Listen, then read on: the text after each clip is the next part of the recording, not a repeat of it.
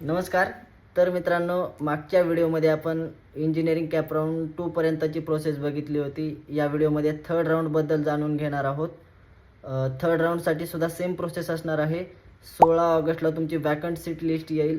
17 ते 19 पर्यंत तुम्हाला ऑप्शन फॉर्म भरायचा आहे आणि 22 तारखेला तुमचे अलॉटमेंट लिस्ट येईल आणि 23 ते 25 पर्यंत तुमचं रिपोर्टिंग असणार आहे. फायनल कॅप राऊंड म्हणजे कॅप राऊंड 4 साठी सुद्धा 26 तारखेला वॅकंट सीट लिस्ट येईल. त्यानंतर 28 ते 30 पर्यंत तुम्हाला ऑप्शन फॉर्म भरता येणार आहे आणि 1 सप्टेंबरला तुमची अलॉटमेंट लिस्ट येईल आणि 2 ते 4 या दरम्यान तुमचं कॉलेजचं रिपोर्टिंग असणार आहे.